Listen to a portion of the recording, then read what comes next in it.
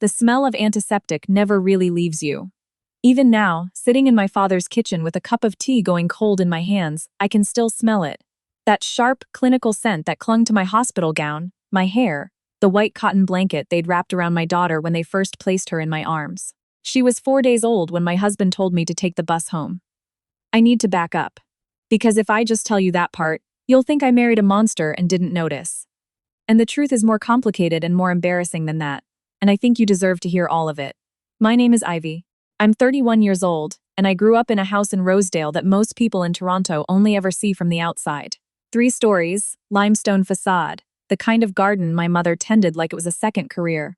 My father, I'll just call him Dad, because that's all he's ever been to me, built Whitmore Capital from a single office on Bay Street into one of the largest private investment firms in the country. He was quiet about it.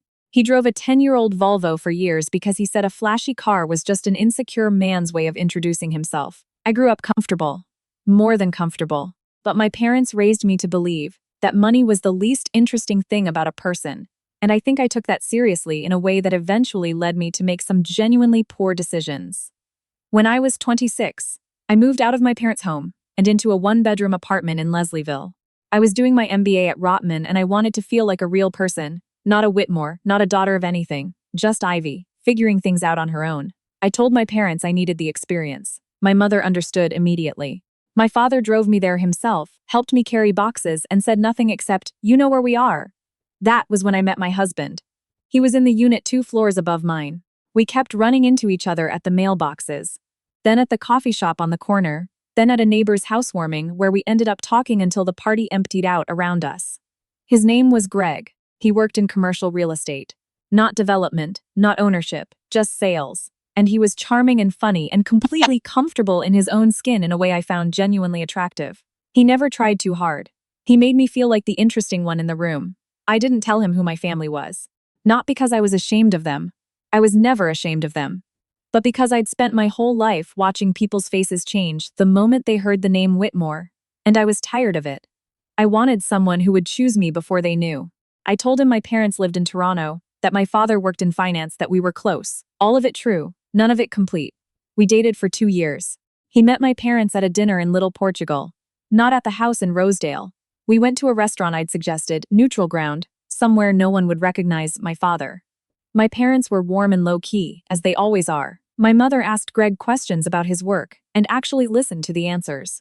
My father shook his hand and said it was good to meet him. Greg told me afterward that he really liked them, that my dad seemed like a solid guy. He proposed on a Tuesday evening in our apartment. A simple ring he'd clearly saved for. A speech that made me cry because it was specific and honest and nothing like what I'd expected. I said yes. We got married the following spring. A small ceremony at a vineyard in Niagara-on-the-Lake. My parents paid for it, discreetly, and when Greg asked how that was possible on what he assumed was my budget, I told him my family had helped out. He didn't push. I know, I should have told him. I've thought about that 1,000 times since, and I still don't have a clean answer. Part of me kept waiting for the right moment. Part of me was afraid the right moment would never feel right enough. And part of me, the part I'm least proud of, thought that it didn't matter, that he loved me. And that was the thing that counted, and everything else would sort itself out eventually. The pregnancy was unplanned but not unwelcome. We were happy about it, both of us. Greg bought a book about expecting fathers and actually read it. He came to every appointment. He built the crib in the nursery over an entire weekend, swearing softly at the instructions, and I sat on the floor beside him, eating crackers and feeling like things were exactly right. Our daughter arrived 5 weeks before her due date. It wasn't dangerous. She was small but healthy, pink and furious, with my father's ears and apparently his habit of making her needs immediately and loudly known. They kept us in the hospital for 4 days for observation. 4 days of fluorescent lights and interrupted sleep and the particular intimacy of early parenthood, when the whole world shrinks down to this small warm thing you're terrified of dropping. Greg visited every day. He brought me coffee from the place on College Street I liked, and he held our daughter with the careful uncertainty of someone who has never held anything so important. I thought we were going to be okay. On the 4th morning, he told me he had a work dinner he couldn't miss. A client from Calgary, something that had been scheduled for months. He seemed genuinely apologetic about it. I told him it was fine, that my parents were coming by that afternoon anyway, that we'd manage. He kissed me and left. My parents did come.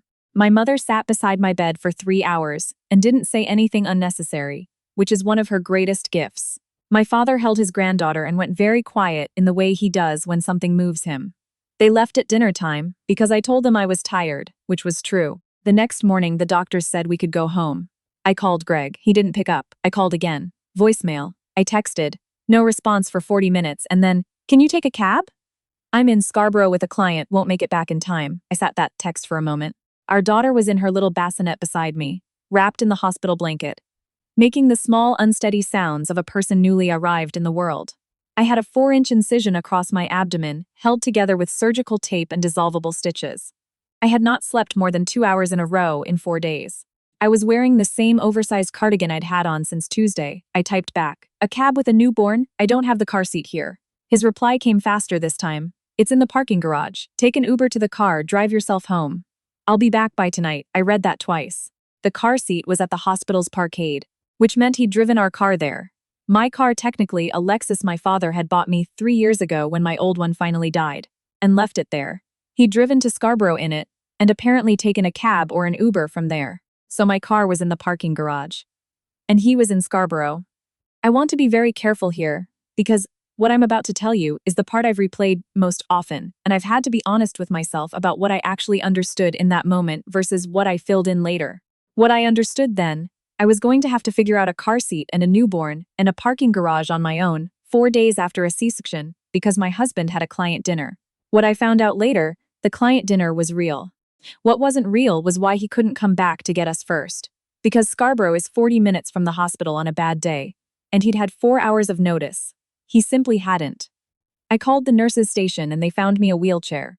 One of the nurses, a woman named Sandra, who had been working nights all week and had the calm authority of someone who has handled every possible situation, helped me get our daughter into the car seat and walked me down to the parking level. She didn't say anything about the circumstances. She just helped, which was its own kind of kindness.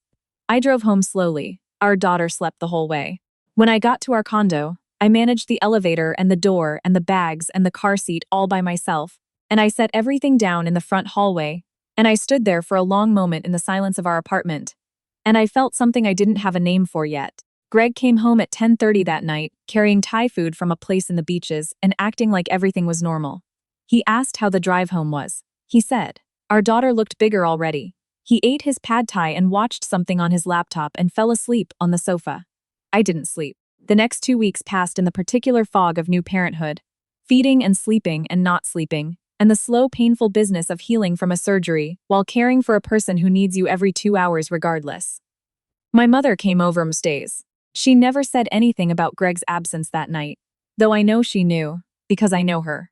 And then one afternoon, while my daughter was napping and I was sitting on the edge of our bed trying to remember when I'd last eaten, I picked up Greg's phone by accident instead of mine. They have the same case. We'd joked about that. And I saw a text notification on the screen. I want to say I didn't read it, but I did. It was from a contact saved as Jay and it said, "She's still here? Thought you said a few more days." I put the phone down. I picked up my own. I sat there for a long time.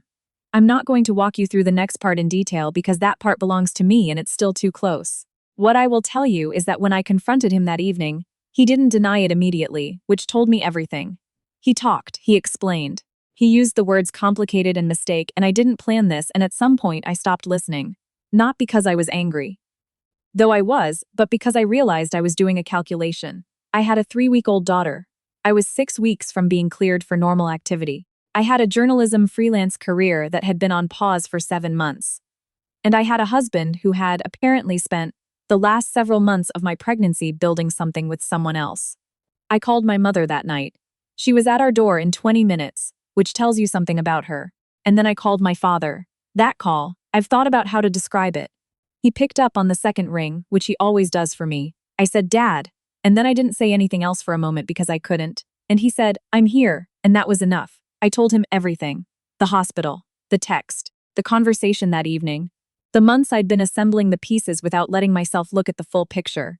He listened without interrupting, which is not always his way, but he understood what I needed. When I finished, he said, "Do you want to come home?" I said yes. What happened next is the part that I think surprised Greg more than anything else. More than the separation. More than the lawyer my father sent to our door the following Monday morning. More than the forensic accountant who arrived shortly afterward to go through our joint finances with a thoroughness that Greg had not anticipated and could not prepare for. What surprised him most was the house. Because here is what Greg did not know about me. Still, after 4 years together, the Lexus in our parking spot was one of 3 my father had bought me over the years. The condo we lived in, the one he thought we were renting, was mine outright, purchased by a trust my grandparents had set up when I was born. And Whitmore Capital, the firm whose Bay Street address I had mentioned exactly once in passing, managed assets in the range of $4 billion. He found out the way most people find out things they should have asked about sooner. By being handed a legal document with the full name of the opposing party's representative firm printed across the top. I moved back to my parents' house with my daughter for 2 months. My old room had been repainted, and my mother had put a proper rocking chair in the corner, without saying anything about it. My father came home for lunch every day, which he never did when I was growing up, and we sat at the kitchen table, and he held his granddaughter while I ate something real for the first time in weeks. There is a particular quality to being taken care of by your parents when you are also taking care of someone yourself. It is humbling and complicated, and something I didn't know how to accept gracefully. My mother said, once, that the bravest thing is knowing when to let people love you, and I held on to that. My lawyer, a woman named Priya who had been recommended by 3 separate people as the person you want in your corner when things get serious, handled the proceedings with an efficiency that I found genuinely impressive. The condo was already mine, so that was straightforward. The joint accounts were divided. Greg's legal team spent several weeks trying to establish claims that Priya dismantled one by one with the patient expression of someone who has heard all of this before. He called me once, during that period. I answered because we have a daughter, and I will always answer for that reason. He said he hadn't known about my family, about any of it, and I said I knew that, and I was sorry I hadn't told him sooner, and I meant it. That wasn't a lie, I do believe, still, that I contributed to the shape of things by keeping that part of my life separate for so long. I'm not interested in being entirely blameless. It doesn't match the facts. But I also know the difference between a secret and a betrayal, and I know which one each of us kept. My daughter is 8 months old now. She has 4 teeth and a very strong opinion about sweet potatoes. And she laughs at my father in a way that makes him look younger. She does not yet understand that the house she's been coming to every Sunday for dinner is the same house her mother grew up in, or that the garden her grandmother tends so carefully will probably be hers to walk through for the rest of her life. I've gone back to writing, slowly, around nap times and early mornings, but steadily. I have a piece coming out in a magazine next month, the first thing I've published in over a year. It's not about any of this. Maybe someday I'll write about this. Maybe it'll be the most honest things I ever write. For now, I'm just here, in my father's kitchen. The tea has gone completely cold, and I should make another cup.